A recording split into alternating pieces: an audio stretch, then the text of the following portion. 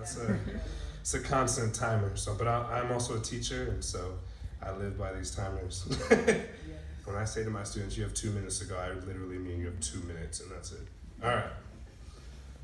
Hello, everyone. This is exciting. I am Kennan Scott.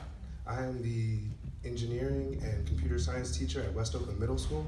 I'm also the founder of an amazing school called Coded Academy that will come to Oakland in 2019 or the future, or whenever the future is ready for Coded Academy, to be honest. But I believe that future is now.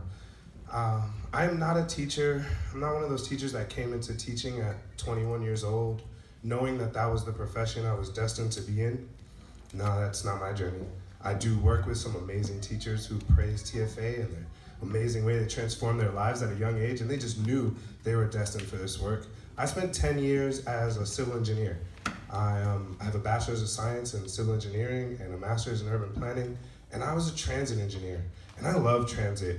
I'm the guy who, when we went to Japan on a trip, I'm like, let me tackle that map. Let me get you guys to every district. I know where all the R&D spots are in France. I know how to get around Paris, trust me. It's all good.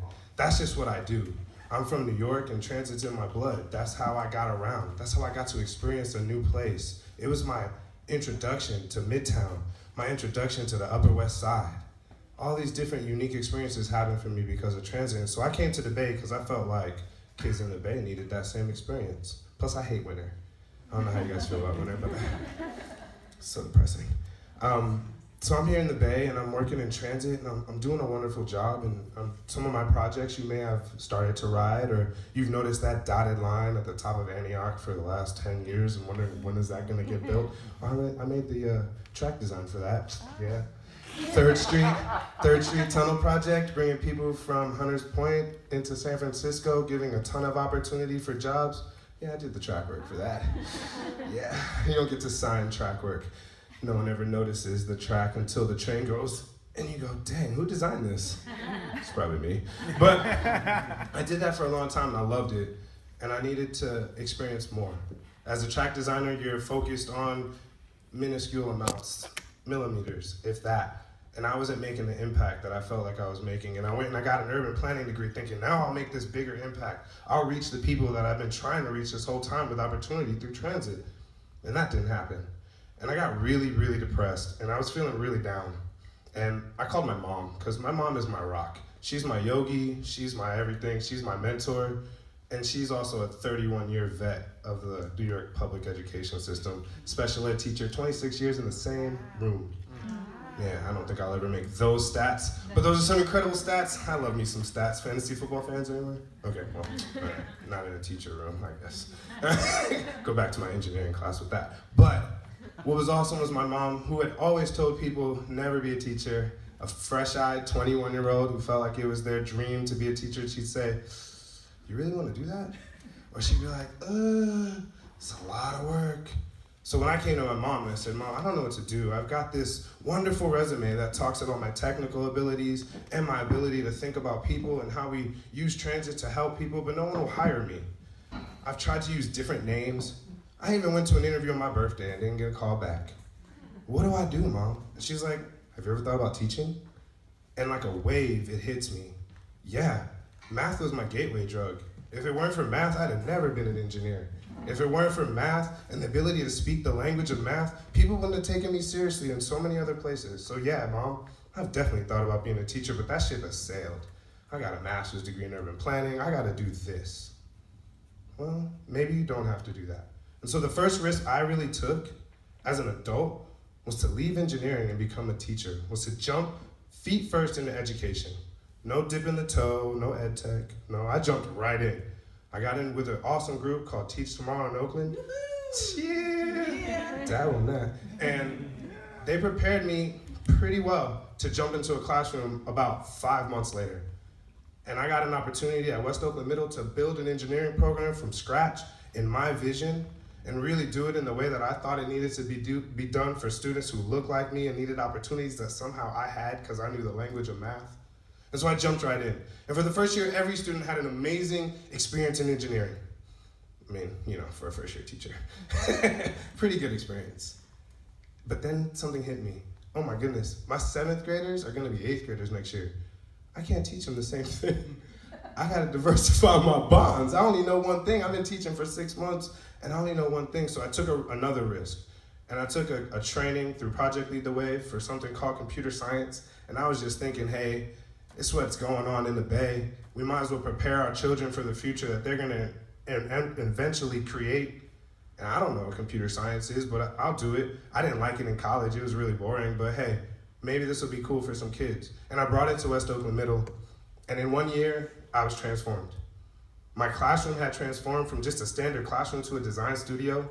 We were having design briefs in the morning, talking to each other about what our problems were with our code, seeking out solutions from each other and not just like the teacher. People would come in the room, couldn't even find a teacher, because who needs a teacher when everyone else is learning, when you can learn from somebody right next to you? That year, I watched my whole class transform. Students went from basic coding to creating apps that actually made a difference for them. You know, 2 girls wanted to know what people were talking about in a nail shop, so they built an app that with the press of a button would actually listen and translate Korean or Vietnamese, because, you know, they were in a nail shop and that's what they thought those were only 2 languages they needed. But it would instantly translate those languages. And then the goal for them was to get a clap back, something you could say back to them depending on what they had said. They never got to that part, but they had an app that you could literally press a button on and it leveraged Google Translate and it would translate languages on the fly. And so I was blown away. I was blown away by what my students could do, and I didn't even know how to do that going in. Like, they were teaching me, we were teaching each other, and this amazing experience was happening. And it was different than teaching. It was different than what I had been doing the year before. And so the next year I got really excited. I'm like, I'm gonna get to do this again, because the joy of teaching is that you always get a fresh set, right? Every year you got a new set of kids that you can try and play and design and work with and prototype. And so every year I get to experience this all over again. I get to watch students grow, learn, challenge themselves, challenge me, and then allow me to say, hey, I don't know how to get Scratch to do a green screen effect, but maybe you can find out. And when you do, because I know you can, bring it back to the rest of us, because somebody else in this room is gonna wanna do it, and I don't know how, and plus, I would like to learn.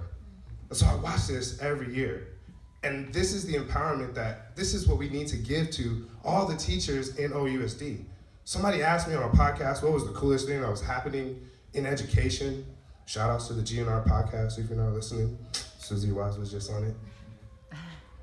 They asked me, what is the most innovative thing happening in Oakland? I said, you don't know it. And they're like, why don't we know it? I'm like, because it's happening in a classroom. And until you get into that building and you see the magic that teacher has, and you see the way that teacher is translating not just information, but real life skills and understandings and bringing kids light out, we get to see kids shine every day. Sure, we get to see them throw things and, you know, they say things that are inappropriate, but they're young. And the more that we get to see them shine, the more we shine, the more we feel that vibrant light. And that's what drives me every day to come back. That's what drives me in my mornings to wake up and think about, how can I create something different for kids? And so in that classroom, multiple things were born. One, that's only 8 minutes, just so you guys know how I am. I like to be a little prompt. Just working with that. Trying to fight off my colored people time. But what I have built, what I have seen is that it has not only transformed my classroom and my students, it's transformed me. And now I get to see new ways of bringing computer science to students. And so in that classroom, a computer zealot was born, a bunch of computer designers were born, a bunch of digital artists were born, but also a place called Coded Academy was born. And so as I leave, as my time is up, I ask that you check out codedacademy.school.